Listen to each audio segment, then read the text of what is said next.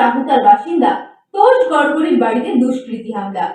তোষ গড়গড়ির বাবা ও মাকে লক্ষ্য করে চলে গুলি, তরজায় শাসক বিরোধী।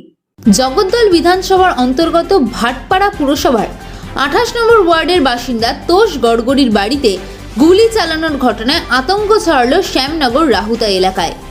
সোমবার ভোর রাতে একদল দুষ্কৃতী হানা দেয় তোষ গড়গড়ির বাড়িতে।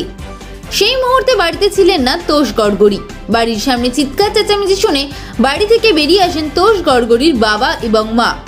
তাদেরকে লক্ষ্য করে পরপর 3 রাউন্ড গুলি চালানোর অভিযোগ ওঠে দুষ্কৃতীদের বিরুদ্ধে।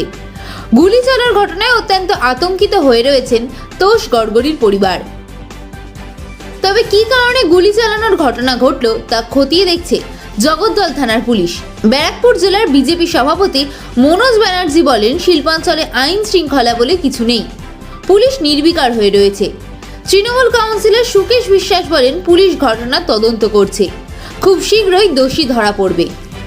একজনের বাড়িতে 3 রাউন্ড গুলি চলার অভিযোগ উঠেছে শ্যামনগরে, কি বলবেন ঘটনাটা নিয়ে? ব্যারাকপুর যে অঞ্চল আছে শিল্প অঞ্চলটা, সে শিল্প অঞ্চল ধীরে ধীরে একটা দুষ্কৃতকারীদের আস্তানায় পরিণত হয়েছে, সমাজ বিরোধীর আস্তানায় পরিণত হয়েছে এবং এই সমাজ বিরোধী দৌরাত্ম্য দিন দিন ব্যারাকপুরের বুকে আমরা বেড়ে চলেছে দেখেছি।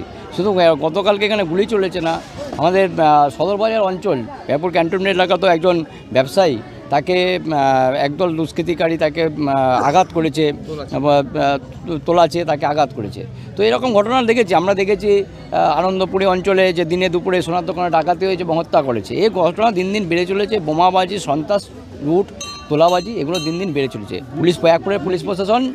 ব্যারাকপুরের পুলিশ প্রশাসন আজকে নির্বিকার হয়ে বসে আছে। গুলি চলছে, পুলিশ কমিশনার কি করছেন, পুলিশ কি করছে?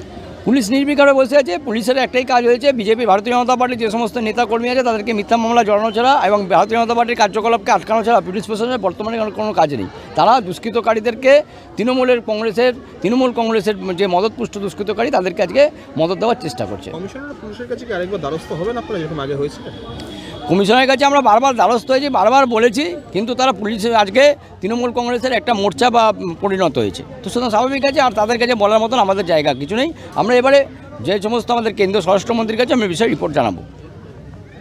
আজকে ভোর রাতে তো বাড়িতে আমি ছিলাম না, তো মা বাবা ঘরে ছিল, তো একজন এসেছিল দুষ্কৃতী, তো এসে প্রথমে আমাকে খোঁজে, ঘরে আসার পর যে জিৎ কোথায়, ঠিক আছে, তো খোঁজার পর তো বাবা বললো তো জিৎ তো ঘরে নেই, তো সোজা গিয়ে গেটটা খোলে, তারপরে আবার রিটার্ন আসে, তো বাবাকে একটা ধাক্কা দেয় দরজা এখানটা, তো এসে তারপরে বাবা বলে কে কে তুমি কে, কাকে কেন এসছো বলে, আবার ওইদিকে যায়, গিয়ে 2 রাউন্ড মানে একটা উপরে গুলি চালায় আর 2টি গুলি তো দরজায় চালিয়েছিল।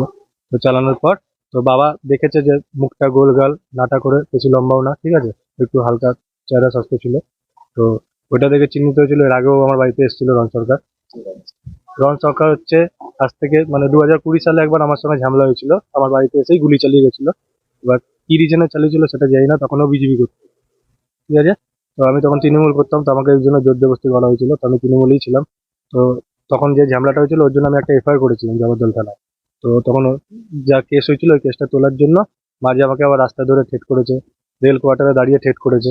তো ঠেট করার পর আমি তখনও বলেছি আমি কেস তুলবো না। তো 2 দিন আগেও আমাকে একবার ঠেট করেছিল, তো আমি বলেছি করবো না। তো আমি আমাদের বাসুদেবপুর থানায় গিয়ে জিডি করি একখানা। তো জিডি করাতে আবার 2 দিন পর মানে কাল মানে ভোর রাতে তো এসেছিল বাড়িতে, এসে গুলি চালায়, তখন আমি বাড়িতে ছিলাম না। হ্যাঁ, আগের থেকেই ওই আগেও এসে আমাকে গুলি চালিয়ে গেছে। হ্যাঁ, আমি নিশ্চিত না, কিন্তু আমার বাবা ওর মুখটা আগেও একবার দেখেছিল, ওখানে আমি বাবাকে দেখিয়ে রেখেছিলাম যখন এর আগে এসেছিল, তো বাবা বললো এই ছেলেটাই ছিল, তো ওটা এই জন্য বললাম রণ সরকার ছিল।